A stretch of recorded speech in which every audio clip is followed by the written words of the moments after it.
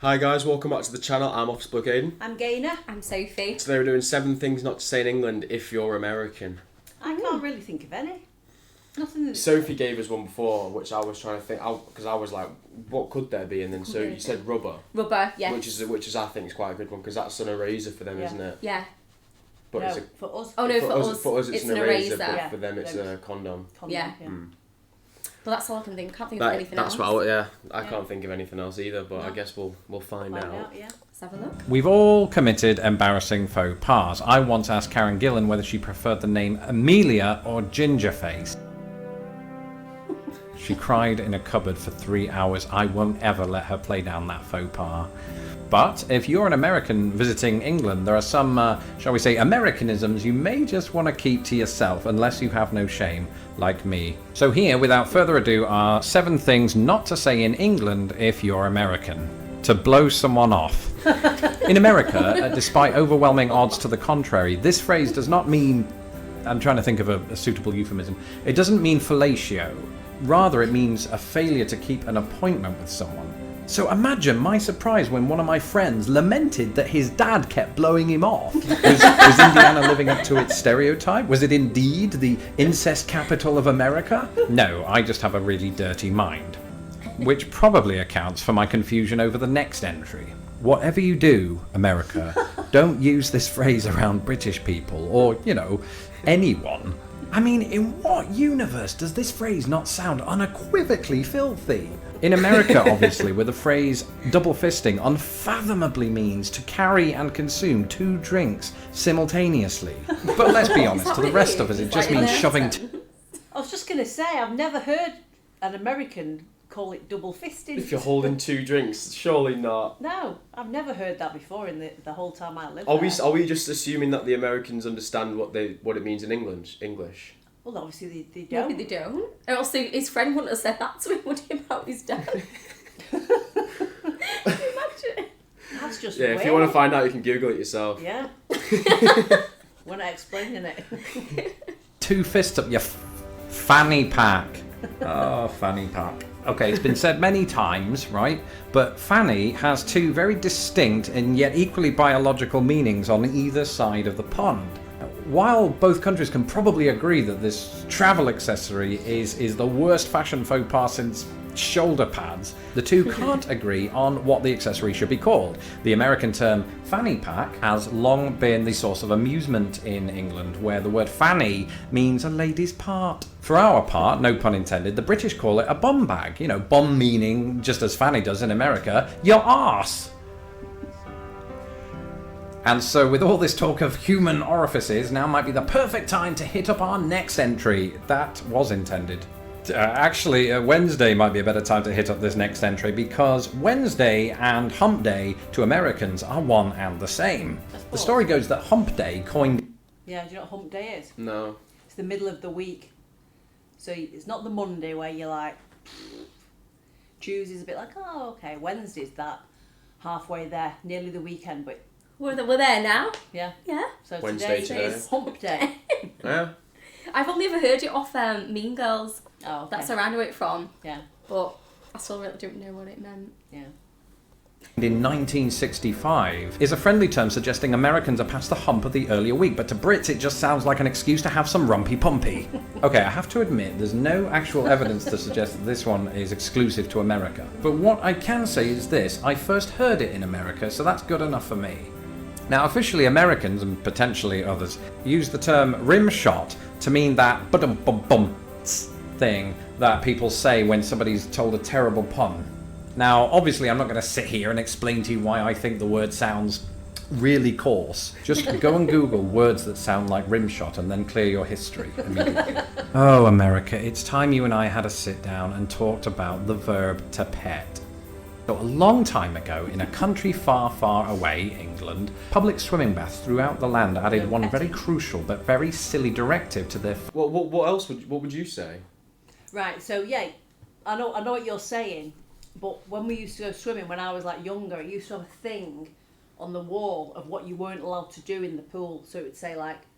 No diving, no diving, but it would say no petting, which means kissing. So you're not allowed to be kissing someone in the pool. And they're saying to pet the dog. I didn't even know that. I've never heard that You're before. not? Petting is kissing. Yeah, petting is kissing. I didn't know that's what it meant. Yeah. I've heard of like some like heavy petting, like no Yeah. heavy petting. Is that what it means? Yeah, heavy So, petting like, no... means like, yeah, snogging. Ah. Oh. Fascist agenda. No petting in the pool, mate. Don't know why it was in that accent, but it was. Yeah, no petting in the pool. This was a distinctly 1950s way of saying, please refrain from putting your tongue in that person's throat. What? So, you know, if you ask an English person, can I pet your dog? You're asking them, can I give it a romantic kiss? No dog owner on the planet would be okay with that. Would he? Call the Yorkshire authorities. Yeah. Instead, we would say, can I stroke the dog? That sounds worse. Oh, that's what I was going to say. So sometimes... I was like, what else would you say? Stroke the dog? That sounds even worse. To me, I'd say I pet. would say pet the dog. Can I touch your dog? That's what I mean. There's no right word for it, is there?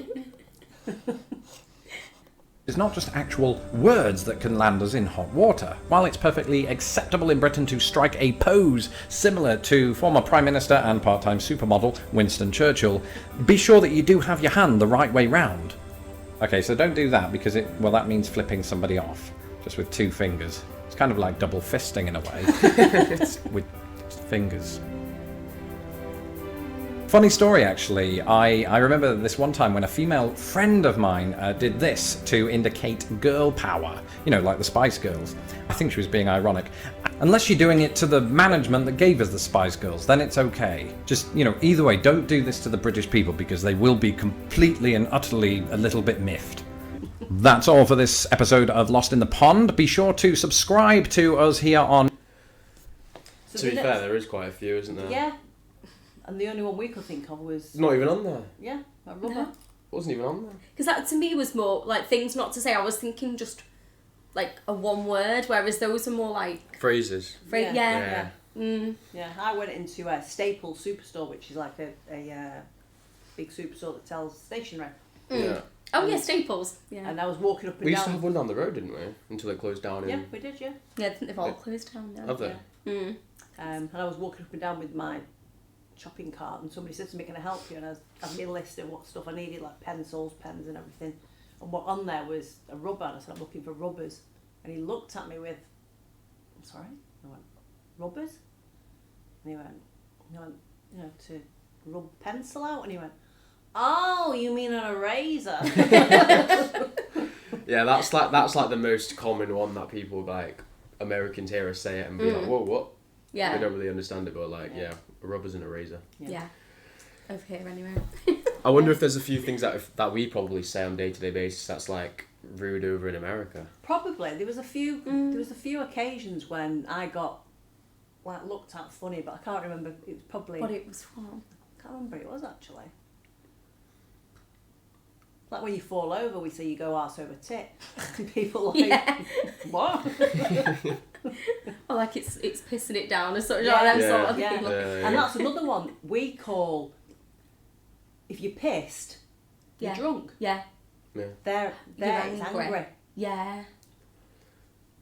It's both over here. Yeah, Because if I said I'm pissed off, yeah. You're pissed off. You're angry. yeah. But if you're pissed, you're drunk. No, but sometimes I would say like, "Oh mate, I'm so pissed right now," and that would mean I'm angry. Yeah. So I kind of use it I on, thought you on didn't get both. angry. I don't, but Oh, we got angry last night. did I? We got Ooh. angry last night. I was not angry last night. You were. Just because I didn't have a drink, it doesn't mean I'm angry. No, wasn't that. You were angry when your pie was wrong. I wasn't even angry, but they got You me the went wrong red. pie 2 times, and I'm like, I'm not even gonna get up and try and get a different pie because I'm just gonna sit down. So you and get that's I'm like, I'm like so you got hungry. angry. So no, we I didn't ordered- get angry. I just got annoyed. He ordered a chicken balti pie, and it came. And it was a Nice. steak pie. So we. Oh no. No, there was no pie. No pie came, and then we had to go and ask, Yeah. and then a steak pie came. So then we went and asked, and he brought a steak pie. So he cuts the little bit to let the steam out, so he doesn't Yeah. burn his She mouth. started laughing at me. It was there for like 5 minutes. I picked up my fork, put a bit in, took a scoop out, and then put my fork back down and went on my phone again. And she just started laughing, and I was like, "What are you laughing at?" And she just couldn't stop laughing. So then he was like, "It's the wrong pie. It's the wrong pie." So I was like, "Okay." I don't like. After all this. I would be fine if I actually liked the pie. So I went to get up, and he goes, "No, sit down. I don't even want a pie now. So I was like, well, pay for it, so you're getting a pie. So I go over and I went, give Aidan the wrong pie. Well, Dad went over, didn't Yeah, he? but next went thing over you it, know- he goes, so he comes back and he goes, there's your pie. So he looks at it and he goes, and I could say he was angry because his nostrils were flared. He was like, that's a cheese pie. Oh, I love cheese pie.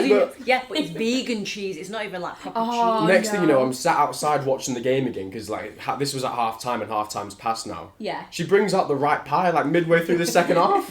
As I'm watching it, I'm like, Jesus. So there with your pie and your beer, like, woo. Literally. Anyway, yeah. Hope you guys enjoyed the video. If you did, please hit the like and subscribe button, and we'll catch you on the next one. Bye. Cheers. Bye.